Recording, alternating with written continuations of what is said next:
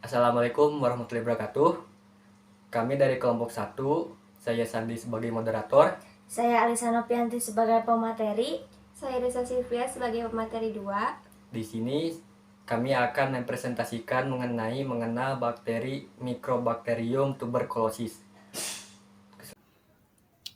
Baik, untuk definisi bakteri Mycobacterium tuberculosis adalah spesies bakteri patogen dalam famili Mycobacterium serta menjadi penyebab dari tuberkulosis. Mycobacterium tuberculosis berbentuk batang lurus atau sedikit melengkung, tidak berspora dan tidak berkapsul. Bakteri ini berukuran lebar 0,3 sampai 0,6 mm dan panjangnya 1 sampai 4 mm.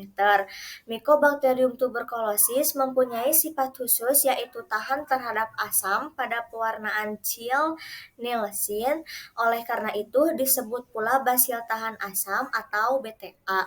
Bakteri ini cepat mati dengan sinar matahari langsung, tetapi dapat hidup beberapa jam di tempat yang gelap dan lembab. Dalam jaringan tubuh, bakteri ini dapat bertahan lama selama beberapa tahun. Penyusun utama dinding sel Mycobacterium tuberculosis adalah asam mikolat, merupakan asam lemak berantai panjang yang dihubungkan dengan arabinogalaktan oleh ikatan glikolipid dan peptidoglikan oleh jembatan fosfodiester. Unsur lain yang terdapat pada dinding sel bakteri tersebut adalah polisakarida. Patofisiologi. Droplet yang tersebar, lalu Mycobacterium tuberculosis masuk ke dalam tubuh manusia melalui inhalasi. Selanjutnya, bakteri tersebut akan membuang sarang pneumonia di paru. Selanjutnya menuju ke saluran limfe atau limfangitis dan kelenjar limfe lokal atau limfadenitis. Selanjutnya, masuknya kuman TB saat terbentuknya kompleks primer secara lengkap disebut masa inkubasi TBC. Atau selama inkubasi inilah bisa terjadi penyebaran limfogen dan hematogen. Seterusnya, sumber penularannya, sebagian besar Mycobacterium tuberculosis menyerang paru tetapi dapat juga menyerang organ tubuh yang lain. Sumber penularan dari bakteri ini adalah melalui inhalasi dari manusia ke manusia, secara kontak langsung, lewat udara melalui percikan sputum yang mengandung partikel Mycobacterium tuberculosis.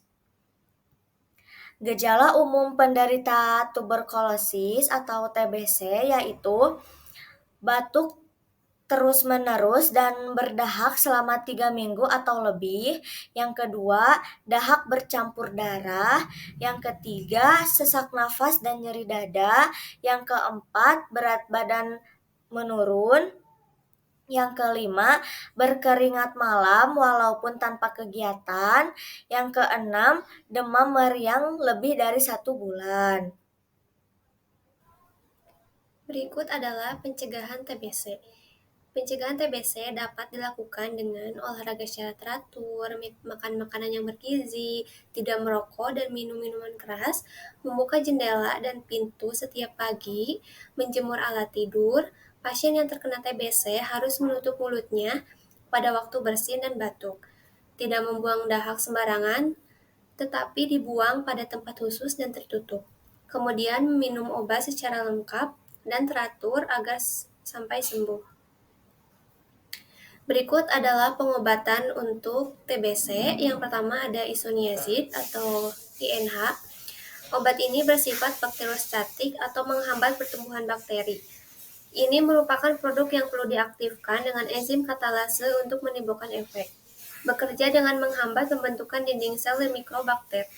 Yang kedua dari vampicin, bersifat bakterisidal, yaitu membunuh bakteri, dan bekerja mencegah transkrip RNA dalam proses sintesis protein ini sel bakteri.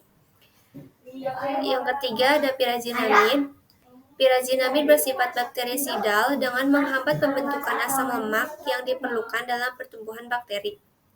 Yang terakhir ada streptomycin, termas Inggris dalam golongan aminoglikosida dan dapat membunuh sel mikroba dengan cara menghambat sintesis protein. Yang kemudian ada ethambutol yang bersifat bakteriostatik, yaitu bekerja dengan menggagalkan pembentukan dinding sel bakteri dengan meningkatkan permeabilitas dinding. Yang terakhir ada fluoroquinolon, obat yang dapat menghambat replikasi bakteri. Replikasi dihambat melalui interaksi dengan enzim girase, salah satu enzim mutlak yang diperlukan dalam proses replikasi bakteri Mycobacterium tuberculosis.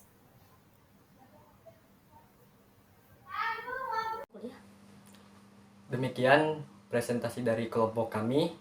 Kurang lebihnya mohon maaf. Assalamualaikum warahmatullahi wabarakatuh.